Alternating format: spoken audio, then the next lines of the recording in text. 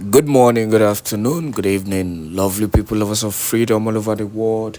You are welcome to Let's Talk TV, your one and only YouTube platform that gives you the back-to-back news and information on all the matter where they happen for Biafran territory. Please do not forget to subscribe to this channel if you've not yet subscribed, and make sure you turn on your notifications so that you can get notified whenever we drop our spanking news. We also urge you, Biafrans all over the world, to please support Let's Talk TV so that we can continue to give you the back-to-back news and information. Send us a comment. Go to the comment section and send us a message, and we will tell you how you can support us. Now, without wasting your time, because this is a very important briefing, security briefing as the case may be, from the Prime Minister, Simon Èkpá.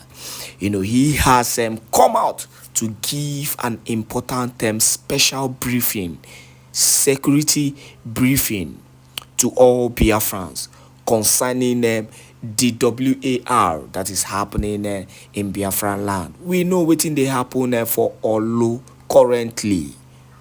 And when they see how the Nigerian terrorist military, they attack our innocent people.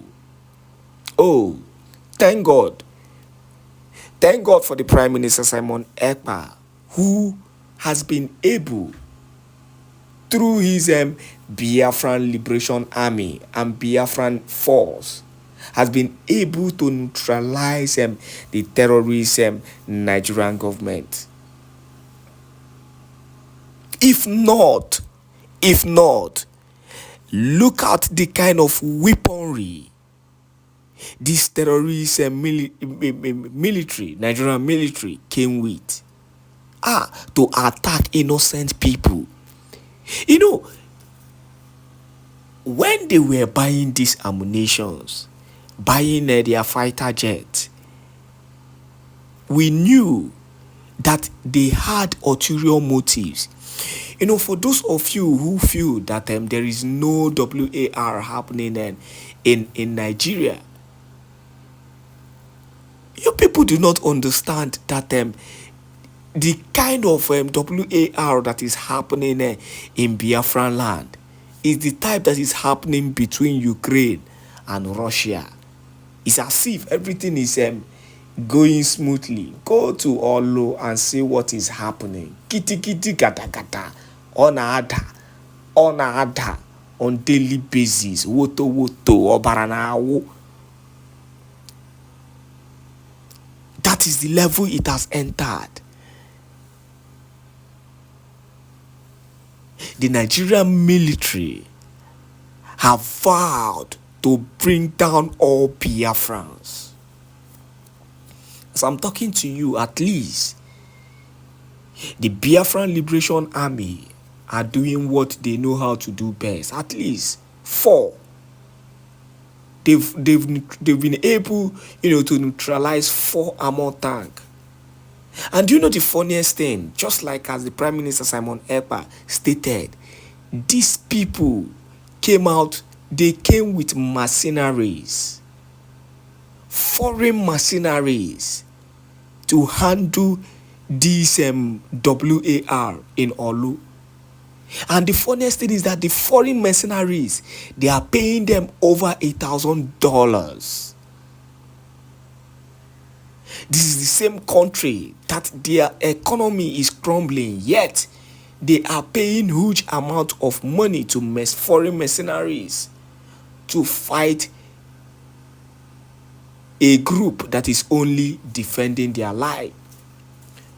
Why in the country, terrorists, bandits are ravaging and causing all kind of calamitous outrageous things, yet they are not spending the kind of amount that they are spending to fight our peaceful home.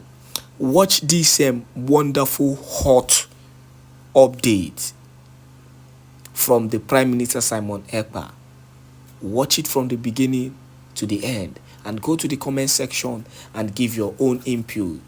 you will understand why we are doing what we are doing, according to the Prime Minister Simon Èkpá. Enjoy. Do not forget to support Let's Talk TV, so that we can continue to give you this wonderful update and information. Briefing of the Biafra Defense Force, the first ever security briefing, as we are at war with Nigeria, Islamic State, the terrorist state of Nigeria, and we are facing aggression. And as a government, it is our responsibility to defend our people, defend our women, our children, and our innocent people in Biafra land, especially the vulnerable one. When you look at the images or the footage we have released for the past 2 days, you can see how the areas has been deserted because of the aggression of the Islamic terrorist Nigeria. And of course, they have also, from the security report, they were saying that they are ready to fight the Biafra forces for as long as possible. And of course, as the Prime Minister, I am promising them also that we are ready to sustain the defense of Biafra land as long as they are fighting us. So, and you know, the independence of Biafra will start from Orlu, Imo State, the old Imo State, and now Orlu State, one of the 40 states of Biafra. And that particular prophetic pronouncement is coming to fruition. We have decimated numbers of their armored tank, and the remaining ones that are roaming about will be decimated in a few days to come if they continue to stay there. When you look at the footage we have released, the Biafra Defense Force have released the footage of the aggression against Biafra people, against women and children in their homes. If you look at the image, you will see how they have been harassing our people and making people to flee their homes. And of course, so we call on those who this particular aggression has affected directly, especially those residing in those areas, to exercise patience with us. Our task is to make sure that we decimate them, as many as possible, before they will retreat as usual. And like I said, the Biafra forces are ready to sustain and defend our land as long as they want. But before we go into some of the issue, I will brief to Biafra people today on the security of our land. I want to also take us back to 1760s, of the independence of the United States of America. I want us to draw some solace from what America went through in the hand of British before the independence of America. And I want Biafra people and our friends and well-wishers and journalists who are seated on their various locations listening to me today, I want to draw their memory back to America independent. How the America got independent, what led to the declaration of the American independence of 1776.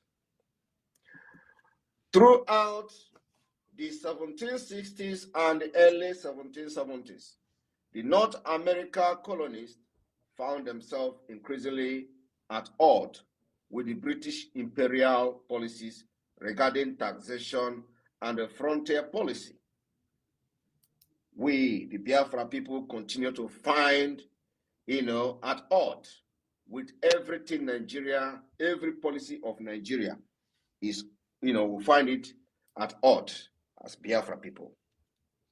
When repeated protests failed, when the North American found these policies at odds, the taxation, everything the British have done to America, it was an odd to them, and they started protesting.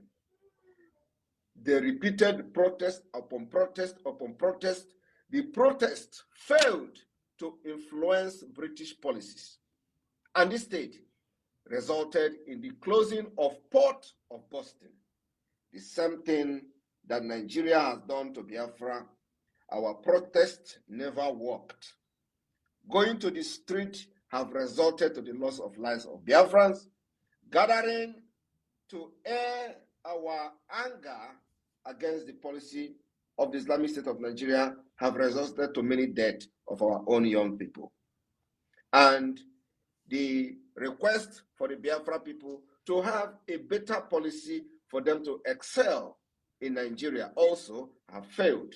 It led to the closure of all the ports, all the seaports in Biafra land. The same thing British did to America, to the North America. That when they rose up to protest, it led to the closure of the port of Boston and the declaration of martial art law in Massachusetts, in the United States. The colonial government sent delegates to a continental congress to coordinate a colonial boycott of British goods. The Congress then, the Continental Congress then, they also tried to boycott everything British goods because the injustice of the British against America was overwhelming. They used every tactics to defeat Britain. None of these tactics worked. They protested, it didn't work. Rather, it led to the closure of Port of Boston, and many martial law were enacted against the North Americans for asking British that this what we are doing is not very well, to us. We don't want this kind of policies. It is, inhuman policy and not a progressive policy. So what did the British did? They went and enact martial law, and then they closed the port and all that. So they tried to boycott the goods of the Britain. So when fighting broke out between American colonies and the British forces in Massachusetts, United States, the Continental Congress worked with the local group originally intended to enforce the boycott. So they even had a local people whose their job was to enforcing the boycott of the British goods. So in other way, when people refuse to follow the boycott order of the Americans, there are people who are going to enforce it by physically engaging, attacking those people who refuse to obey the boycotting of the British goods. This is the tactics that you can use to fight Britain. Britain is one of the most evil countries on this planet. And many people who have fought Britain, for you to win any freedom against any country that British is involved, you must be able to apply extraordinary measures, just like the Biafra government is applying today. Extraordinary measures. You must be able to identify, the cardinal point, how to break the jinx of this country, especially when Britain is involved. So I want us to go to look at what America did, what America went through, and then compare it to what is happening to you as a Biafran today in Nigeria.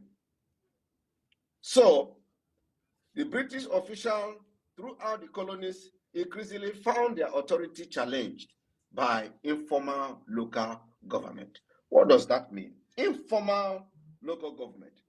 Now, during the time of the Britain, the British was in charge of America as the colonial masters. They had what they call informal government. That could be, equate to what we are having today as the de facto government in Biafra land. That is also something that we can call the exile government of Biafra. So this informal government always challenged the British government. Now, the British official throughout the colonies increasingly found their authority challenged by informal local government, although loyalist sentiment remained strong in some areas. So at the same time, while this informal government, local government, or not even a state government or federal government, but local government, informal local government while they fight against the British rule, there are still some Eflefu, the Sabo, just like we have them in Biafra today, those who say instead of not Nigeria, they will die. And they are definitely going to die. They are loyal. There are still people loyal to Nigeria in Biafra land today. The same way so many people in North America were loyal to British imperialism. While the people who are in charge of the local government, the informal local government, were actually fighting for the benefit and the best interest of every North American. Some idiot, some criminals among them were still loyal to British government. Despite these challenges and despite these changes, colonial leaders hope to reconcile with the British government. And all but the most radical members of the Congress were unwilling to declare independent. However, in late 1775, Benjamin Franklin, then a member of the Secret Committee of Correspondence, hinted to French agents and other European sympathizers that the colonies were increasingly leaning towards seeking independence because of the heat that they received from those who were ready to take their freedom and America become what it is today. While perhaps true, Franklin also hoped to convince the French to supply the colonies with aid. Independence would be necessary, however, before French officials would consider the possibility of alliance. Throughout the winter of 1775 to 1776, the members of the Continental Congress came to view reconciliation with the British as unlikely, and independence the only course of action available to them. Today, it is the same thing with us. This has happened to America over 200 years ago. Today, it is happening to us. There is no chance of reconciling with Nigeria. The only thing that will reconcile us as a people, as a nation with Nigeria is when we parted away with them. It is only the independence of Biafra that is going to reconcile us with anything Nigeria. Once we have independence, the reconciliation will start because we are going to be good neighbors, we are going to do businesses, we are going to go into alliances, and everybody will respect each other border, each other law, and each other jurisdiction. So we are not going to reconcile with Nigeria until we have our independence from them. And this is exactly what is playing out here, but a lot of people don't know history.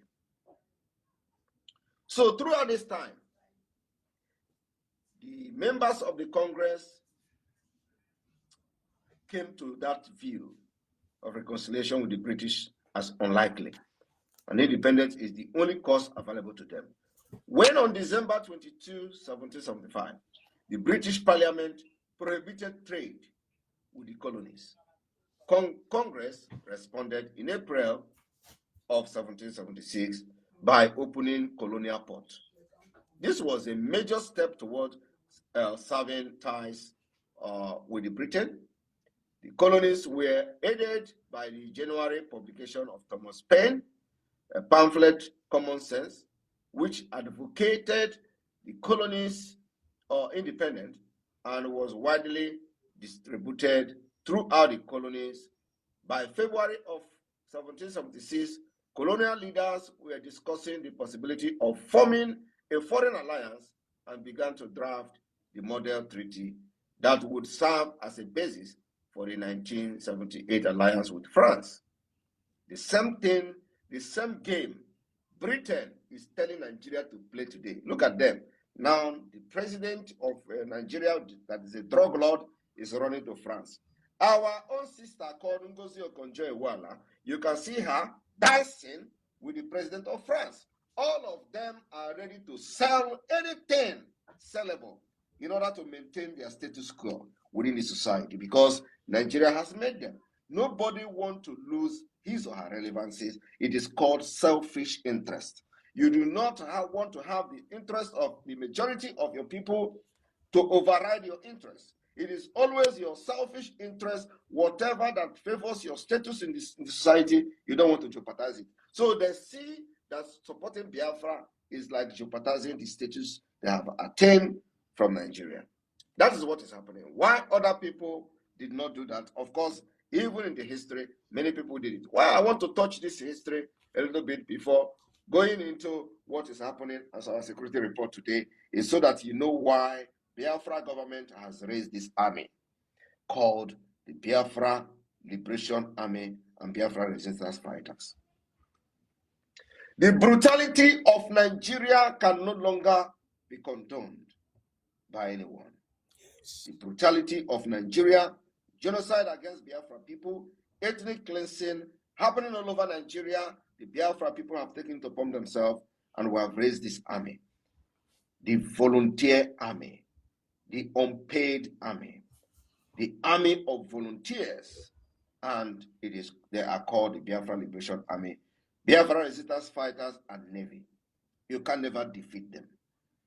Those of them mercenaries that they have hired today are receiving $1,000 a day to fight in Biafra land, and we are decimating them. Why the people that are fighting with them, alongside with them from Nigeria, are receiving 50,000 naira a month? How much is 50,000 naira when you convert to dollar? When I will answer questions, somebody need to convert it to dollar and tell me why they are paying their mercenaries $1,000. $1,000 today is about 1.6 million. 1.6 million they are paying to their mercenaries who came to our land and they refused to walk on their foot. They are inside armored tank shooting. They don't want to come down. Those coming down and they are getting killed by the Biafra army are receiving 50,000 naira a day. Why those who are directing, commanding them what to do, how to do it, are receiving $1,000 a day? 1.6 million. And you receive $50,000 and you go there and die. You will die in Biafra land and you will not stop Biafra from coming. At the end of the day, Biafra will come. So the security report is that we continue to call on Biafrans in Orlu state to be very security conscious. Those of you who are yet to flee your home, you will continue to stay indoor as long as this war lasts, because once you come outside, they're going to kill you. You know, it is what they do, what they are there to do is to kill as many Biafra as possible. And like I said, it will not stop this Biafra declaration from happening this year. Yes. It will not stop us from getting our freedom. Yes. So you have to be very, very security conscious. Be strong where you are. The Biafra forces are doing the needful. But what I will assure you, like I've assured in the past, is that you see, we will sustain this as long as possible, as long as they want. If they want to stay 1 month in Orlu with their armored tank, believe me, we are ready to sustain it for 3 months, and we will start bombing them from the air very soon. If they want to spend 2 months in Orlu trying to subdue our men, waiting for when our bullet will finish, believe me, they have a long way to go. Our bullets can never finish. We prepared for them, and we know that the days like this will come. If they are waiting to see that our arms and our bombs will finish, believe me, you can know that they have nothing to offer. A war where you will be waiting for somebody's bullet to finish before you can fight the person, you have not started. So I want to assure Biafran people that we are equal to the task. Remember, you have to continue to support the Biafra Defense Force as the only way to your freedom, only way to your happiness, only way to your freedom and the security of Biafra land. We have sealed the entire state. It is state by state. The Biafra Defense Force will continue to decimate targets. Our targets are those slaughterhouses they call prisons, those slaughterhouses they call detention centers, those slaughterhouses, especially where they keep our people in deep freezer, in barracks, in many military bases. These are targets. So, like I have been warning and calling attention of Biafra people for the past month, if you are staying very close to barracks, please be very, very security conscious. Once it is 6 o'clock, go to your home and never come out. I am telling you the fact. Once it's 6 p.m., go inside your house. And I am telling you, not just in Orlu, I'm saying anywhere in Biafra land, and you live very close to any military barracks, any military base, once it's p.m., go inside your house. Don't come out. Because when the Biafra forces will visit that place to decimate it, believe me, we don't want to see any Biafra falling victim. It is our responsibility to protect you as much as possible. That's why we will continue to call your attention before anything will happen to any place. Our target is that those places where our people are being slaughtered will be decimated one after the other. And believe me, it is going to happen in your own very eyes. Every prison or so-called slaughterhouse where our people that have disappeared for many months are being kept, we will all decimate all of them. From Okigwe to Owerri to Obinze to 82 to Anambra, everywhere where I am telling you, we are not hiding it. What we are saying is that you cannot continue to kill Biafrans anymore. We have risen up to make sure that we defend our land. The difference here is that Americans were not being killed like we are being killed today. It was only policy that was not favorable to them by the British. The same policy is against us. The same ethnic cleansing is going on against our Biafra people. The same annihilation is happening. So they have come with policy, guns, bullets, and barrels of gun. Added to the injustice, added to the impunity, added to the marginalization, added to other impunity and other, exclusion in the government of Nigeria since 1967. So, since 1970, after the war. So they have come to kill, not just about policy. So we are, we have been at the receiving end, paying the price of one Nigeria over 50 years. And this is the time that we are taking it upon ourselves to stop Nigeria from killing us. And the stopping of Nigeria from killing us is not by always standing and waiting for them to come and you defend yourself. No, we are taking this war to them. The best first defense is to attack the enemies while they are planning to attack you. And because they have attacked us, that particular attack and killings of Biafra people has been established in many print media. There are many videos out there, and it is not something that anybody is denying. The killings going around all over Nigeria, being sponsored by the Nigeria state for the Islamization, must be condemned by every reasonable person. And it is not just enough that you condemn Nigeria terrorist state for killing its own people, but also action has to be followed. We have condemned them for the past 50 years, and nothing has changed. And it is time we enforce a drastic change, a realistic change. That realistic change can only come by the action that the Biafra government are doing today. It will only come by the actions and defense that the Biafra defense forces have displayed today in our land. That is the only way the changes and freedom will come. It will not come by just defending yourself, waiting for them to come and kill you and then you defend yourself. No, you have to continue to decimate them wherever they are planning to attack anywhere in Biafra. Go there and decimate everywhere. And that's the approach we are taking from today. So this security briefing is just to make sure that people in Orlu and other part of old Imo State will be at, will be at very, very alert, security conscious, and make sure that whenever you hear anything from us, you take it very seriously. Any security announcement, any security alert, any information concerning security you hear from us, you have to take it very seriously and stay indoor, especially from 6 p.m. Don't come out. Stay your home. You don't have any business anywhere after 6 p.m. because we will not stop until we see the people, the mercenaries that are in our land, all dead. I am telling you the fact. They must be decimated by the Biafra forces. That is the only job they have to do, nothing else. So I will be taking a few questions before I leave.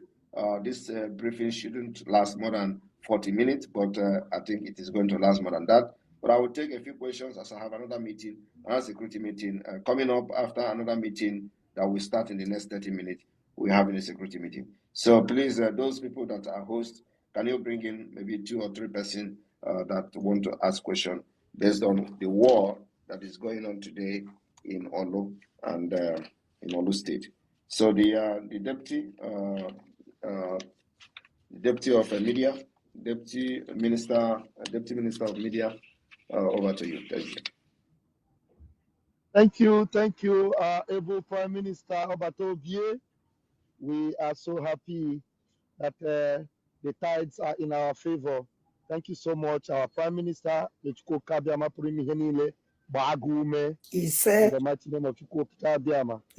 brother Success, please take the microphone also so that we'll quickly bring in questionnaires because our Prime Minister said doesn't have much time. Success, please. Thank you, Mazi Raf, and thank you, everyone. Good evening, Your Excellency, our Prime Minister, the good guy. In fact, you are the best thing that has ever happened to this very generation, and I'm proud to be with you and proud to work with you, and I'm proud to be in this very generation which you existed. Here we go, Mazi Raf. Go ahead and bring people in while I take them out. Beautiful, thank you. Please, fellow Biafrans, we have a lot of people here listening, and we have almost 1,000 people. Please raise your hands if you have a question to ask the Prime Minister. I want to initiate bringing in people right now.